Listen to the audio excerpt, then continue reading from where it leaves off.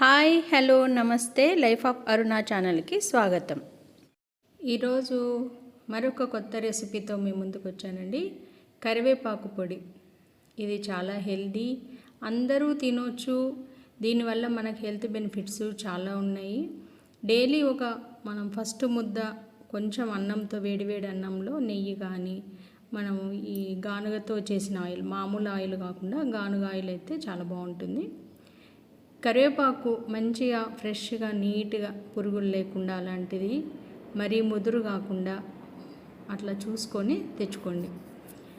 దాన్ని కడిగి ఒక క్లాత్ మీద ఆరబెట్టుకోండి. ఆ వాటర్ అంతా తడి లేకుండా అయిన తర్వాత మంచిగా తూడ్చుకోవచ్చు. మరీ ఆరబెట్టాల్సిన అవసరం లేదు. పొడి క్లాత్తో తూడ్చుకున్నా కానీ మనకు ఇమ్మీడియట్గా రెడీ అయిపోతుంది. ఇలా ఆరబెట్టుకున్న ఆకుని మనము పొడి చేసుకోవడానికి చాలా బాగుంటుంది. వీటి హెల్త్ బెనిఫిట్స్ అయితే మామూలుగా ఉండవండి, చాలా ఉంటాయి. నేను మధ్యలో చెప్తూ ఉంటాను. కావలసిన పదార్థాలు: మెయిన్ ఇంగ్రీడియంట్ కరివేపాకు, ఎండుమిరపకాయలు, ఉప్పు, ధనియాలు, జీలకర్ర, వెల్లుల్లి, కొంచెం చింతపండు, శనగపప్పుతో కాకుండా మినపప్పు, ఇలా ఏవైనా వేసుకోవచ్చు. మీ టేస్ట్కు ఏది నచ్చితే డిఫరెంట్గా ప్రతిసారి ఒకేలా కాకుండా కూడా మీరు చేసుకోవచ్చు.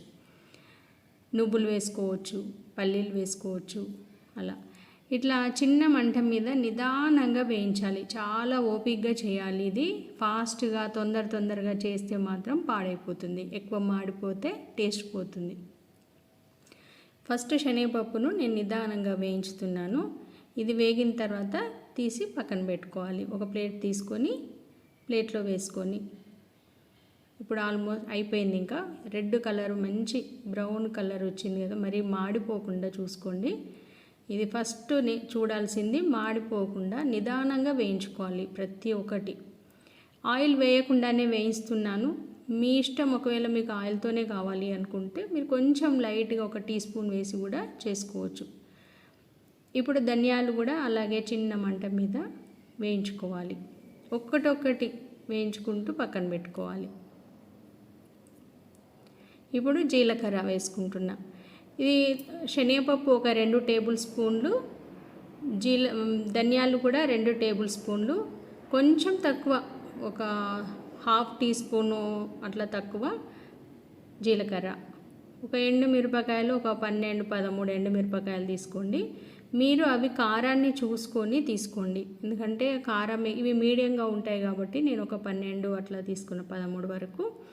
మీకు ఒకవేళ బాగా కారంగా ఉంటే అవి ఎలా ఉన్నాయో చూసి దానికి తగినట్టు తీసుకోండి. ఒక 2 గుప్పెళ్ళు అవుతుందేమో ఇది. మనకి బాగా డ్రై అయిపోయి వేగిన తర్వాత చాలా తక్కువ పొడి వస్తుంది చూడండి. దీంట్లో నేను ఆల్మోస్ట్ వేగిన తర్వాత ఒక టీ స్పూను ఆయిల్ వేశాను. కొంచెం బాగుంటుందని చెప్పి మీరు కూడా మీకు నచ్చితే వేసుకోండి. బాగా ఇట్లా క్రిస్పీగా అయిపోయిన తర్వాత తీసి పక్కన పెట్టుకోవాలి. ఇప్పుడు మనం ఇందాక వేయించుకున్న అన్నీ మనం ఫస్ట్ మిక్సీ జార్లో వేసుకొని అవి పొడి చేసుకోవాలి. ఎందుకంటే అన్నీ ఒకేసారి వేస్తే ఒక్కొక్కసారి కాకపోవచ్చు. ఇట్లా పొడి అయిన తర్వాత ఇందులో కరివేపాకు వేసి పొడి చేసుకోవాలి. ఇది కూడా పొడి అయిన తర్వాత మిగిలిన చింతపండు, వెల్లుల్లి లాస్ట్గా వేస్తే బాగుంటుంది. మరీ మెత్తటి పేస్ట్ కాకుండా ఈ రకంగా చేసుకోండి. ఇది కరెక్ట్ కలర్ కూడా, ఆ గ్రీను, ఆ పప్పులు, ఆ కారము కరెక్ట్గా ఈ కలర్ వస్తే టేస్ట్ బాగుంటుంది. ఇప్పుడు సరిపడా ఉప్పు వేసుకోండి. మీరు టేస్ట్ చేస్తే కూడా మీకు తెలుస్తాయి. లైట్గా కొంచెం ఉప్పుగా ఉంటేనే మనం రైస్లో కలుపుకున్నప్పుడు బాగుంటుంది. కరెక్ట్గా టేస్ట్ మీకు ఉప్పు ఎంతైతే తినాలనుకుంటున్నారో ఆ రకంగా మీ టేస్ట్కి తగినట్టు వేసుకోండి. ఇప్పుడు వెల్లుల్లిపాయలు అన్నీ వేసి ఒక్కసారి మళ్ళీ మిక్సీ తిప్పితే ఈ రకంగా పొడి రెడీ అయింది.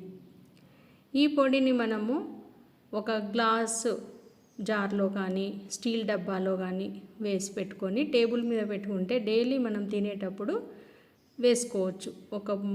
ఫస్ట్ తినే వేడన్నంలో నెయ్యి కానీ ఇంకా నూనె కానీ వేసి తింటే చాలా బాగుంటుంది. ఇది మన వెంట్రుకల గ్రోత్ను పెంచుతుంది, ఐరన్ను పెంచుతుంది, జీర్ణ వ్యవస్థను బాగా చేస్తుంది, ఆకలిని పుట్టిస్తుంది. ఇట్లా చాలా హెల్త్ బెనిఫిట్స్ ఉన్నాయి. ఇది మీరందరూ వాడుకుంటారు కదా, చాలా టేస్టీగా ఉందండి. మీకు నచ్చితే లైక్ చేయండి. మనము తయారు చేసిన కరివేపాకు పొడి ఇప్పుడు చూద్దాం. రైస్తో వేడి వేడి అన్నంలో ఎలా ఉంటుంది. సూపర్ టేస్ట్ అండి, భలే ఉంది. కొలతలు అన్నీ సరిగ్గా సరిపోయాయి.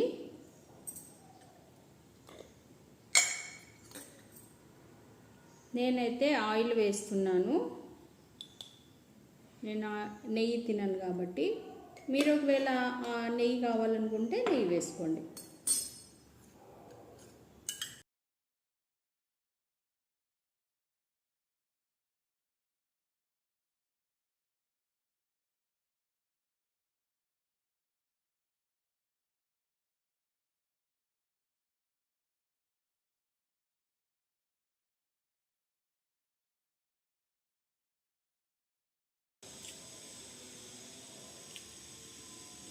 టేస్ట్ చాలా బాగుందండి.